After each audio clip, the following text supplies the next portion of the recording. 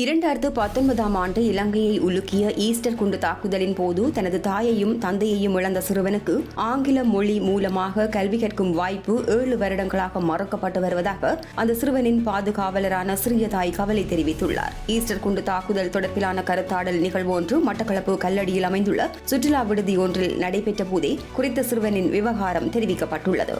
Easter குண்டு தாக்குதலில் சிறுவனின் பெற்றோர் உயிரிழந்துள்ள நிலையில் சிறுவனின் தங்கையும் தாக்குதலில் 2 கண்களின் பார்வை இழந்துள்ளார். அவர்கள் இருவரையும் அவர்களது சிறிய தாய் வளர்த்து வருகின்றார். தனது அக்காவின் மகனுக்கு மட்டக்களப்பு நகரில் அமைந்துள்ள ஏதாவது ஒரு பாடசாலையில் ஆங்கில மொழி மூலமான கல்வியை தொடர்வதற்கு உரிய அதிகாரிகள் உதவி செய்யுமாறு அந்த சிறுவனின் சிறிய தாய் உருக்கமான கோரிக்கையை விடுத்துள்ளார். இந்த விடயம் தொடர்பில் அவர் பின்வருமாறு தெரிவித்துள்ளார்.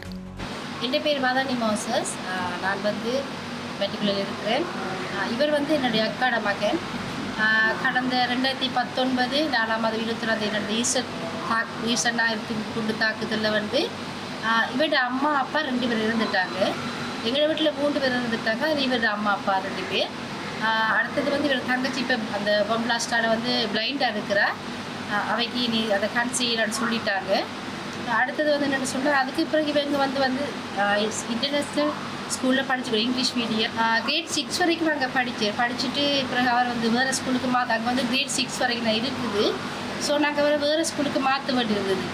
அப்போ இவருக்கு அங்கே படித்ததெல்லாம் இங்கிலீஷ் மீடியம்ன்றோட இருக்காங்க. அப்போ நான் 3 வருஷம் நான் ட்ரை பண்ணி அங்கே கிடைக்கல.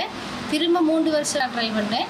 அந்த பிரின்சிபல் இந்த டேர்ம் முடியெடுக்க இந்த எக்ஸாம் முடியெடுக்கன்னு சொல்லி கிட்டத்தட்ட 3 வருஷம் எங்களையே மாற்றிட்டு இதுக்கு ஒரு அங்கே வேலை செய்கிற அவங்களோட கதைச்சு அவர் மூலம் பிரின்சிபல் வர சொல்லி நாங்கள் போயிட்டு அங்கே போய் என்ன லெட்டர் எடுத்து கொடுக்கணுமோ எல்லா லெட்டர்ஸும் எடுத்து கொடுத்தோம்.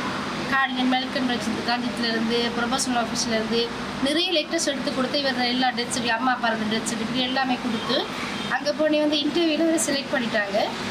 நாங்கள் மினிஸ்ட்ரியிலேருந்து இவர் நேம் பார்த்ததுன்னு நாங்கள் கால் எடுப்போம்னு சொன்னாங்க. ஓகேன்றது பார்த்தா நிறைய காலம் எடுக்கவே இல்லை கூட. அப்போ நான் திரும்ப ஸ்கூலுக்கு போனேன். சார் நிறைய காலம் ஆகிட்டு நீங்கள் கூப்பிடவே இல்லையேன்னு சொல்லி. அப்போ அவங்க சொன்னாங்க மினிஸ்ட்ரிலேருந்துன்னு பேர் வர இல்லைம்மான்னு சொல்லி.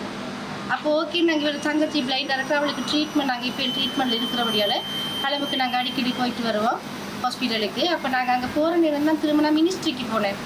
அப்போ அங்கே சொன்னாங்க இவங்க ஜோனலில் அப்ரூவல் எடுக்காமல் இன்டர்வியூ செய்ததால் நாங்கள் நேம் லிஸ்ட் அனுப்பிலாம் போயிட்டேன்னு சொல்லி.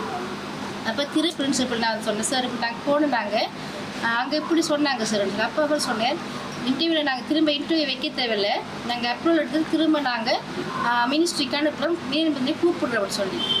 அப்போ நாங்கள் திரும்ப கொஞ்சம் காலமாக தான் காண இல்லை. அப்போ திரும்ப இப்போ கேட்க சொன்னேன். அவர் இல்லை இன்னும் வர இல்லைம்மான்னு சொல்லி. அப்போ நாங்களும் எங்கெல்லாம் போக வேணுமோ அங்கெல்லாம் போனோம். நிறைய பேர் அரசியல்வாதிகளோட பேசினேன். இப்படி வருது பாதிக்கப்பட்ட பிள்ளைகளோட ஏதாவது எங்களுக்கு ஏன்னா தாய் தகப்பனையிலேருந்து இருக்கிறோம். நாங்கள் எப்படி அவங்கள படிப்பிச்சே ஆகணும் 2 பேரையும். அப்போ அதுக்காக நான் எங்கெல்லாம் ஓட வேணுமோ அங்கெல்லாம் நான் ஓடிட்டேன் கூட தான்.